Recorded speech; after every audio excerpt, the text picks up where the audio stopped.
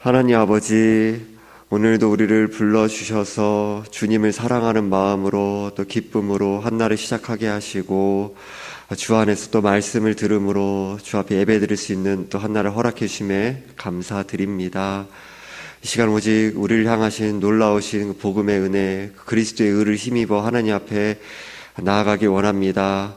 성령께서 우리의 심령을 주장하여 주시고 말씀의 깊은 것이 깨달아 주시도록 도와주시고 이번 한 주 동안 우리들이 하나님의 은혜 가운데 그 말씀에 참여하면서 살펴보았던 하나님의 의에 관한 계시에 관한 말씀을 우리들이 그 하나님의 성령의 인도하신 가운데서 계속해서 살펴볼 때에 하나님의 그 놀라우신 복음 가운데 행하신 일이 우리 가운데 깊이 새겨지고 또 깨달아지고 그 말씀을 누리는 은혜가 우리 가운데 함께할 수 있도록 역사하여 주옵소서.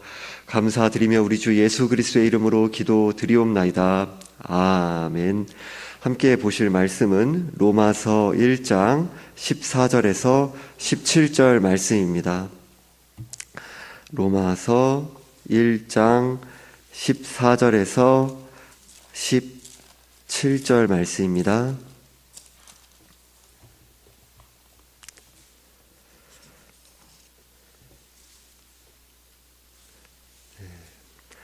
함께 읽겠습니다. 헬라인이나 야만인이나 지혜 있는 자나 어리석은 자에게 다 내가 빚진 자라. 그러므로 나는 할 수 있는 대로 로마에 있는 너희에게도 복음 전하기를 원하노라. 내가 복음을 부끄러워하지 아니하노니 이 복음은 모든 믿는 자에게 구원을 주시는 하나님의 능력이 됨이라.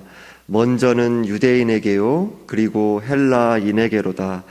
복음에는 하나님의 의가 나타나서 믿음으로 믿음에 이르게 하나니 기록된 바 오직 의인은 믿음으로 말미암아 살리라 함과 같으니라. 아멘. 이번 주에 담임 목사님께서 하나님의 의에 대한 부분을 새벽 기도의 시간에 집중적으로 나누어 주셨죠. 저도 뭉뚱그려서 보다 구체적으로 이해하지 못하고 있던 부분에서 보다 명료하게 이해하는 데 있어서 많은 도움을 받았습니다. 마침 담임 목사님께서 오늘 본문과 연관된 부분을 설명해 주셨는데요. 저도 지도를 받는 이제 부족한 점이 많은 초보 설교자로서 같은 신학과 같은 말씀 안에서 하나님이 주시는 은혜를 함께 누려가는 시간이 되기를 바랍니다.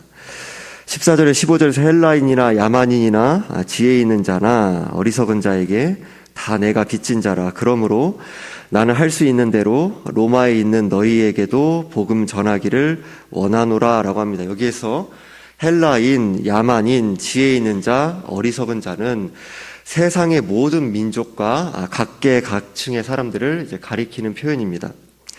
바울은 사람들의 구원에 대해 빚진 자로서의 의식을 내가 갖고 있다라고 합니다.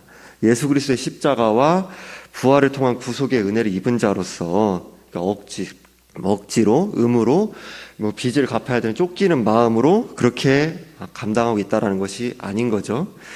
우리들이 복음의 은혜 가운데 무엇을 한들 그 은혜를 다 갚을 수가 있겠습니까? 자발적인 빚쟁이와 같은 그 구속의 은혜를 깨닫고 주님의 성령의 은혜를 말미암아 알아가면 알아갈수록 그 은혜를 알아가는 그 감격과 감사함이 그 기쁨이 끝이 없죠. 그 은혜가 나를 주장하고 그 성령께서 그 충만함을 함께 하시며 우리 가운데 그 자발적인 심령을 일으키사 자발적인 빚쟁이와 같은 의식이 자신에게 있다라는 것입니다. 측량할 수 없는 구속의 은혜에 감사하고 기뻐하며 하나님을 사랑하는 마음으로 복음을 전파하고 있으며 그 은혜가 바울 안에서 힘있게 역사하여 로마 교회의 성도들을 만나 복음으로 견고하게 세우고자 하는 열망으로 가득하게 하는 것입니다.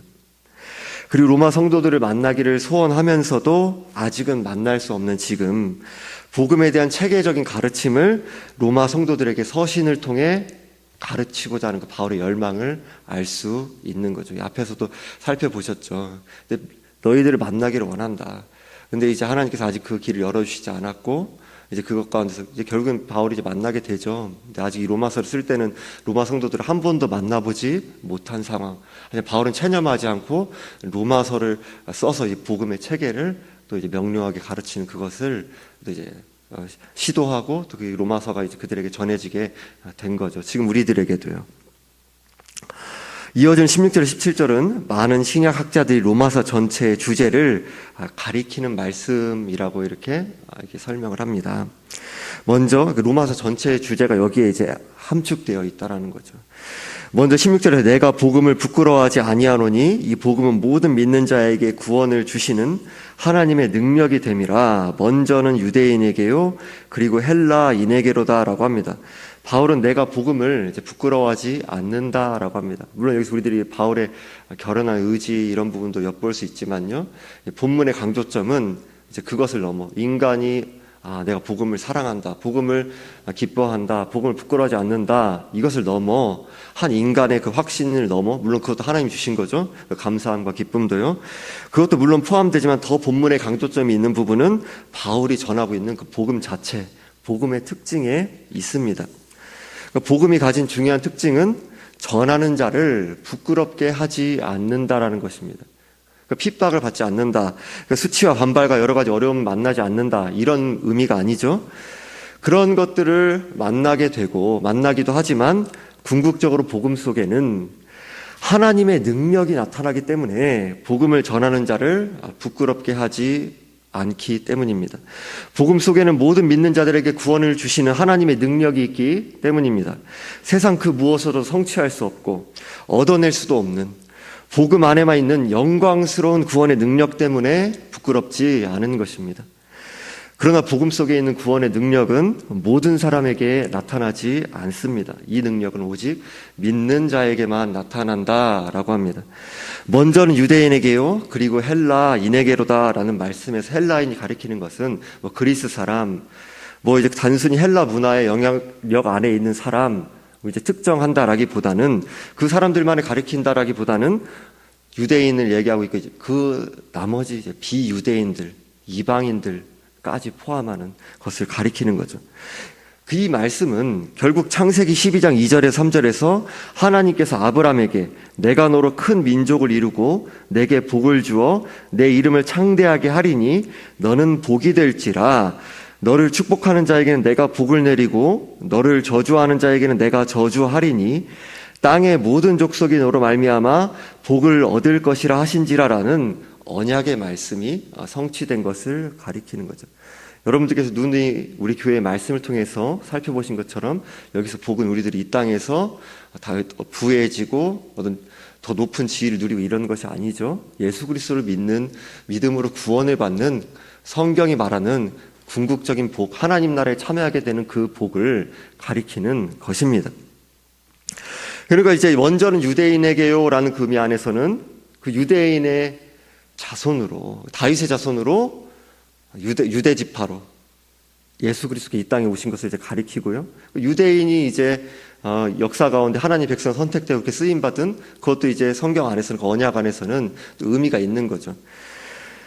또 그리고 예수 그리스도께서 유대인으로 태어나셔서 또 이제 십자가에 못 박혀 죽으시고 부활하시기까지 그 구속을 성취하셔서 하나님 백성으로 선택되었던 이스라엘 백성들을 넘어서 모든 이방인에 이르기까지, 유대인이든 이방인이든 오직 예수 그리스도를 내 죄를 대신해서 십자가에 죽으시고 부활하신 하나님의 아들이시며 나의 유일한 구원자이시고 내 인생의 주인 되시는 주님으로 믿는 사람들에게 구원의 은혜를 누리도록 하셨습니다.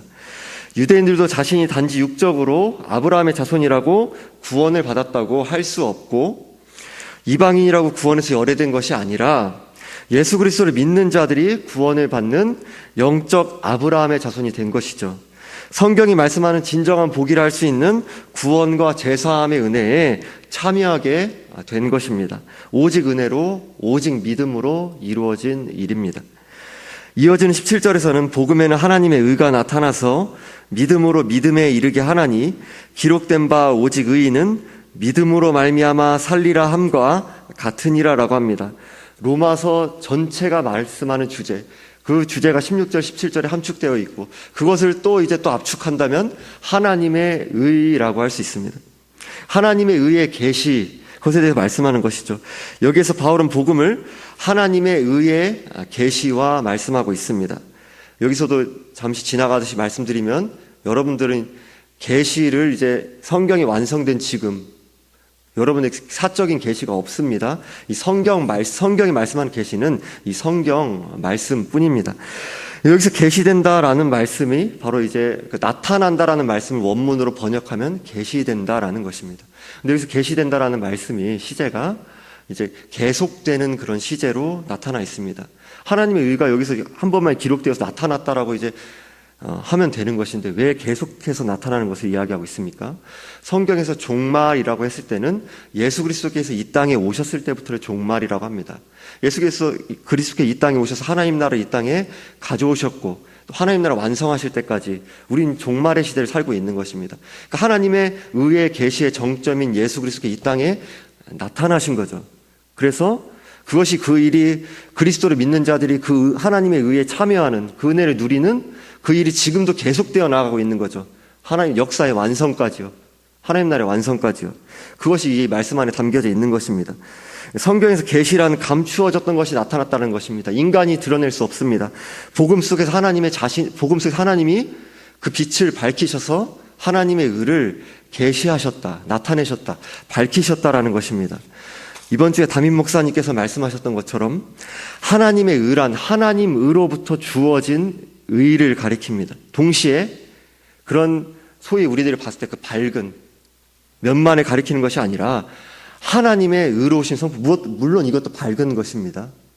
그런데 하나님의 의가 끝까지 그리스도를 거부하는 자들에게는 영원한 지옥 심판을 의미하는 거죠. 하지만 그것이 하나님의 그 의로우신 성품과 결부되는 거죠. 연관되는 거죠. 왜냐하면은 믿는 자에게는 하나님의 그 공의로우심이 그 십자가에서 내 죄를 대신해서 주님께서 내가 받아야 되는 선택받은 백성들이 받아야 하는 모든 하나님의 진노와 저주를 다 받으셔서 하나님이 사랑의 하나님뿐만 아니라 공의의 하나님이신 것을 분명하게 나타내셨고요. 하나님이 죄에 대해서 그냥 내버려준 채로 하나님 나라 완성하신다면 하나님이 그 오르신 분이 아닌 거죠. 하나님은 자신의 그 성품에 어긋나지 않게 그 공의에 대해서 완벽하게 또 충족하신 거죠. 그것을 나타내신 거죠. 또 인간의 스스로의 능력은 다 지킬 수 없는 하나님의 모든 율법에 순종하셔서 율법의 의를 이루신 것입니다. 그래서 우리 하나님의 의가 은혜로 주어지게 된 것에는 예수 그리스도께서 하나님 말씀에 전혀 어긋나지 않게 하시고 하나님을 인간이 절대 지킬 수 없는 그 하나님 율법의 말씀에 전체 순종하신 것입니다. 인간이 내가 자기 의를 절대 세울 수가 없습니다. 성경이 말씀하는 의의 기준은 물론 야고보서에서 말씀하고 하는 것처럼 말씀 하나를 어기면 전체를 어긴 것 같다. 그 안에 포함되는 의미에 어떤 것이 있습니까? 하나님 말씀 하나하나를 문자적으로 어기는 것뿐만이 아니라 여러분들이 말씀을 지킬 때 어떤 마음으로 지키기를 성경은 요구하냐면 하나님을 사랑하는 마음으로요. 자원하는 마음으로 기꺼이 하나님 영광을 위한 마음으로요. 전적으로 타락한 죄인에겐 그런 마음 자체가 없습니다. 근데 여러분들, 우리들이 어떤 종교인이 소위 바리새인과 서기관들로 대표되는 그 종교적인 모양을 갖춘 그런 구원을 받지 못한 사람들이 어떤 신을 아니면 하나님이라고 하는 대상을 구원받지 못한 유대인들이 사랑한다. 아니면 나 그렇게 한다. 근데 여러분들 그런 마음을 우리들이 늘 한결같이 유지할 수 있습니까? 하나님의 영광을 위한 마음을 한결같이 내가 그것을 유지하고 붙들고 살아갈 수 있습니까? 이웃에게도 대가와 보상을 전혀 바라지 않는 마음을 한결같이 유지하면서 섬기고 나갈 수 있습니까? 그 성경에 말씀하는 기준은 그 하나님 말씀은 완벽한 그 기준을 절대적으로 한 번만 지키는 게 아니라 쭉 계속해서 유지해 나가는 것입니다. 인간이 그런 의를 성취해 나갈 수 있겠습니까? 그 말씀 앞에 그것을 점점 성령의 은혜로 말미암아 깨닫고 복음 안에 부딪힐수록 나에게 하나님 앞에 내세울 의가 전혀 없구나.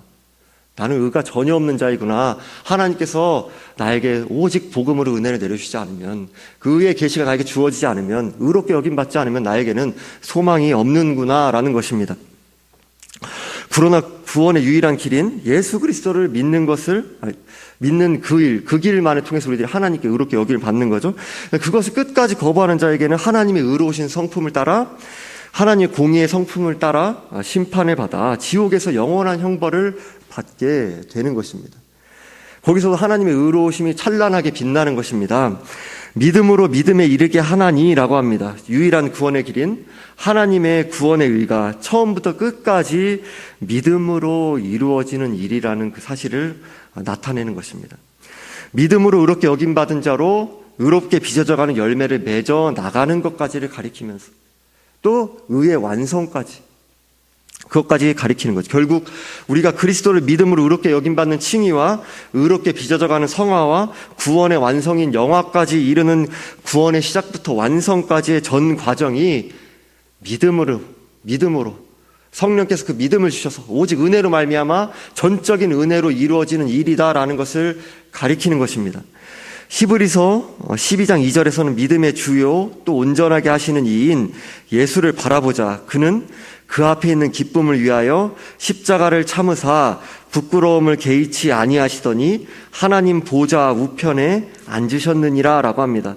믿음의 주라는 표현에서 주는 창시자, 시작하신 분이라는 의미입니다. 또 온전하게 하시는 이라는 그 표현은 완성자라는 의미입니다. 그러니까 결국 믿음의 처음도 과정도 완성도 예수 그리스도께서 우리에게 주시는 일이라는 것입니다. 오직 은혜로요. 우리 인간으로부터 비롯된 것이 아니라 예수님이 주신 것이라는 것입니다. 우리 사람에게는 따라서 구원에 대한 어떠한 공로도 없습니다. 예수 그리스도를 믿음으로 그 의롭게 여김을 받는 것뿐만 아니라 거룩하게 빚어져 나가는 그 성화의 과정에서도 구원의 완성까지 있어요. 다 하나님께 은혜를 주셔서 우리에게 믿음을 주시고 은혜를 주시고 성령께서 우리 안에서 은혜로 역사하여 주셔서 끝까지 우리 가운데 일하셔서 이루시는 일이기 때문에 우리에겐 공로가 전혀 없는 거죠.